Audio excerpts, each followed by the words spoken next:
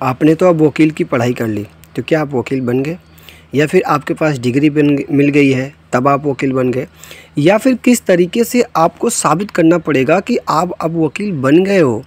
आप कैसे अपने आप को या फिर अपने परिवार वालों को, रिश्तेदार वालों को कैसे आप साबित कर पाओगे कि आप जो है वकील बन गए हो? क्या डिग्री लेना ही वकील बन जाना बात है, या फिर इसके आगे का कोई भी प्रोसेस होता है? तो नमस्कार दोस्तों, आप सभी का स्वागत है सोनू पटेल एलएलबी में, और मैं हूं आप सभी का प्यारा दोस्त सोनू पटेल। दोस्तों, आज की वीडियो में हम बात करने वाले हैं कि कोर्ट प्रैक्टिस कैसे शुरू करें, स्टेप बाय स्टेप गाइड। बहुत सारे व्यक्ति का सवाल होता है कि यार हमने जो है एलएलबी कर लिया है, अब सारे कोर्सेज को कंप्लीट कर लिया, हमें डिग्री मिल गई है, तो क्या अब हम जो है वकील बन गए हैं या फिर अभी नहीं बने हैं? किस तरीके का आगे का प्रोसेस होता है स्टेप बाय स्टेप, आइए वीडियो को शुरू करते हैं। अब बात करते हैं कि पहला काम, अपनी लॉ डिग्री कंप्लीट कर ली है और स्टेट बार काउंसलिंग में आपने जो है शुरू कर लिया, नाम जो है डलवा दिया है। अब स्टेट बार काउंसलिंग ऐसा एग्ज़ाम होता है जिससे पास करने के बाद ही आप जो है प्रैक्टिस कर पाते हो। तो आप बिना इन्वॉल्वमेंट के कोर्ट में प्रैक्टिस नहीं कर पाएंगे। कुछ जगहों पर AIB जैसी परीक्षाएं होती हैं। अब आप सोचो कि आपके पास लॉ की डिग्री मिल गई और लॉ की डिग्री मिलने के बाद आपने स्टेट बार काउंसलिंग में आपने जो है एग्ज़ाम पास कर लिया। अब आपके पास जो है डिग्री हो गई है और साथ में इसमें जो है एक नंबर भी आपको मिल गया है। तो अब आप प्रैक्टिस कैसे कर सकते हैं? अपने स्टेट बार काउंसलिंग से कंफर्म कर ले। सुप्रीम कोर्ट प्रैक्टिस के लिए अलग से एडवोकेट और रिकॉर्ड की रिक्वायरमेंट होती है।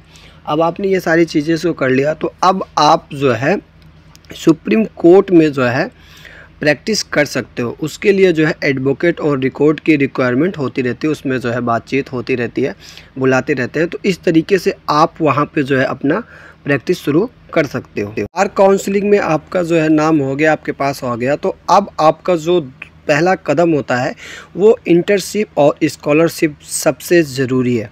ज़रूरी इसलिए होती है कि 6 से 12 महीने तक किसी सीनियर एडवोकेट के साथ आपको काम करना है, या फिर लॉ फिर्म के साथ काम करें जिसमें आपकी ड्राफ्टिंग, केस रीडिंग और कोर्ट प्रोसीजर क्या होता है सीखने के लिए आप उनके साथ, अपने सीनियर वकील के साथ आप रह के उनसे जो है सीख सकते हो। और रोज़ लॉ और स्टेटस बार की जो है किताबें हैं या फिर केसेस हैं, आपके सीनियर किस तरीके से जो है हैंडल कर रहे हैं लोगों को, अपने वकील से कैसे बातचीत कर रहे हैं, इस तरीके से आप उनसे जो है बात करिए, देखिए और सीखिए। फिर आगे आप कैसे आगे बढ़ते हैं उस पर बातचीत कर। अब आपने जो है 6 से 12 महीने आप किसी वकील के साथ जो है रहे, अपने सीनियर वकील के साथ। अब आपका कर्तव्य ये बनता है कि छोटा सा चैम्बर, आप अपना खुद का जो है एक छोटा सा चैम्बर बना लीजिए, या फिर शेयर्ड ऑफिस शुरू कर सकते हैं। आप एक ऑफिस भी खोल सकते हैं। ज़रूरी documents, enrolment certificate, degree, PAN, Aadhaar, visiting card, stamp आदि ऐसी चीज़ों को आप जो है टेम्पलेट डिजिटल कॉपी भी बनाकर रख लें, ताकि कोई भी व्यक्ति आए तो आप उसे जो है दे दीजिए और उनसे ये भी कह सको कि ये हमारा विजिटिंग कार्ड है, आप इसे ले लीजिए। आपके जो भी जानकारी के कोई भी व्यक्ति होगा, किसी का भी मामला ऐसा फंसता है तो आप इस नंबर से बात करेंगे हमारे पास, तो हम आपकी मदद ज़रूर करेंगे और हमारी कोशिश रहेगी कि आपको इन लफड़ों से आपको जो है निकालने का पहला मेरा कर्तव्य होगा। अब वो दिन आपके पास, इंतज़ार की घड़ी ख़त्म हो गई, वो दिन आ गया जब आप कोट पैंट पहन कर जो है पहली बार कोर्ट में आते हैं।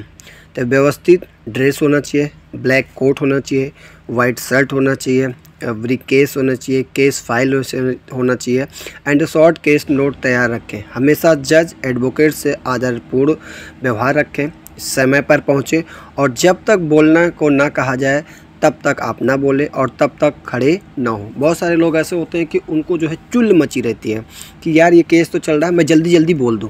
अगर ऐसा कोई करता है तो फिर उसमें उसके व्यवहार पर भी जो है गलत इफेक्ट पड़ता है और फिर उसे भी और आगे भी दिक्कत पड़ सकती है। अब आपको पहला केस आपको मिल गया है, अब पहला क्लाइंट आपको मिल गया है, तो जब भी कभी आपको पहला क्लाइंट मिले तो उससे जो है पूरी जानकारी लिखित में लें, फैक्ट ले लें, डॉक्यूमेंट्स ले ले या फिर उससे साइन करवा ले इंटरफेयर। और एडवोकेट फ़ीस डिसाइड बिल्कुल सही से करना है। आपको जो है फ़ीस जो है डिसाइड करना है, क्योंकि यही सबसे ज़्यादा दिक्कत यहीं पर होती है कि आप उसे बताते नहीं हो कि कितना फ़ीस आपको लेना है, और उसके बाद आप उससे इतना मांग लेते हो कि वो व्यक्ति देने में असमर्थ हो जाता है। तो फर्स्ट हियरिंग में शॉर्ट एंड प्रेसिस कम्युनिकेशन करना है, फॉलोअप के लिए करना है, केस डायरी रखें, डेट, ऑर्डर, नेक्स्ट स्टेप, सारी चीज़ें को आप अपने पास रखें और फिर अपने क्लाइंट्स को लेकर आप जो है कोर्ट में पहुंचिए। फिर देखते हैं कि कोर्ट किस तरीके से बातचीत करते हैं।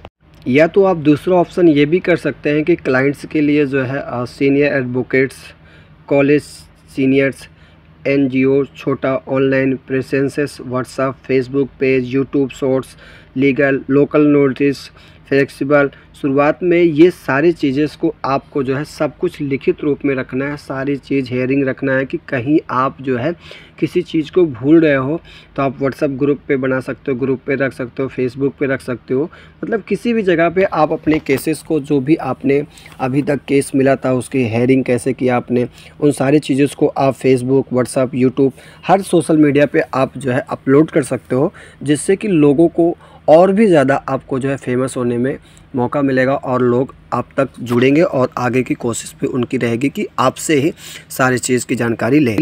अब क्या करना है आपको कि धीरे धीरे किसी एक एरिया में क्रिमिनल, फैमिली, सिविल, कारपोरेट में जैसे जो है बार एसोसिएशन मीटिंग अटेंड करें। अब इसमें क्या होगा आपका कि लोकल जज मिलेंगे और क्लर्क से प्रोफेशनल रिलेशन बनाएं और रेगुलर वर्कशॉप CPD पे जाएं। इस तरीके से क्या होगा कि आप जो है धीरे धीरे लोगों से जानकारी होती रहेगी और आप जो है धीरे धीरे जानकारी के साथ साथ सीनियर एडवोकेट भी बनना शुरू हो जाएंगे। जो ये प्रक्रिया होगी ये 1 महीने 2 महीने की नहीं होगी, ये 1 साल, 2 साल, 5 साल, 10 साल, जितना आप जो है पुराने होते जाओगे उतना जो है आप परफेक्ट होते जाओगे और फिर आपके पास पैसों की बारिश और क्लाइंट्स आना स्टार्ट होएगा। और एक बात हमेशा याद रखना कि जब भी कभी काम करना, ईमानदारी पूर्वक काम करना। जिस भी मुवक्किल का या फिर जिस भी क्लाइंट्स का आप पैसे लेते हो उसका काम पहले करके देना, चाहे अपने जेब से ही क्यों कुछ पैसे ना लगाना पड़े, लगा देना, लेकिन अपनी इज्जत, अपनी मान मर्यादा को बचा के रखना। इससे क्या होगा कि जो व्यक्ति आपके पास आया था, सपोज़ करो कि आप किसी केस के लिए फ़ीस मांगे थे 5,000 और वो व्यक्ति जो है देने में असमर्थ है, वो 3,000 दे रहा है, तो कोशिश करो कि आप अपने तरफ से जो खर्चे लग रहे हैं वो लगा के जो है आप उस व्यक्ति को जो है बरी करवाइए, केस को फाइनल कीजिए, ताकि ऐसे परिस्थिति में वो व्यक्ति बोलेगा कि वकील साहब हमसे 5,000 मांग रहे थे लेकिन हमारे पास 3,000 ही था, इसलिए वकील साहब ने अपने जेब से 2,000 लगा के हमारे जो है हमें बरी कराया, हमारे मुकदमे को जो है पास करवाया, जिससे कि अब आज हम जो है खुश हैं और हर एक जो भी केस होगा वो व्यक्ति आपके पास ही लेके आएगा, क्योंकि वो कहेगा कि वकील साहब बहुत बढ़िया इंसान है और उनके पास ही, और ऐसे में वो आपके पास ही सारे केस को लेके आएंगे और फिर आपकी अर्निंग भी बढ़ेगी। सबसे मेन बात यहाँ पर ये होती है ना कि आपको ईमानदारी यहाँ पर दिखाना होगा। अगर आप ईमानदारी दिखाते हो तो आप हर एक केस को जो है बहुत ज़्यादा केस भी पाओगे और आगे भी बढ़ते रहोगे। तो आशा करता हूँ दोस्तों कि आपको वीडियो पसंद आई होगी। अगर वीडियो पसंद आई तो प्लीज़ चैनल को जो है सब्सक्राइब कीजिए, लाइक कीजिए। अगर आप कमेंट्स बॉक्स में कोई अपना सुझाव देना चाहते हैं या फिर किसी टॉपिक पर वीडियो बनवाना चाहते हो तो आप कमेंट्स कीजिए, आपके कमेंट्स का जवाब भी दिया जाएगा। तो दोस्तों आज की वीडियो यहीं तक के लिए, फिर मिलें किसी नए वीडियो के साथ, तब तक के लिए जय हिंद, जय भारत, वंदे मातरम।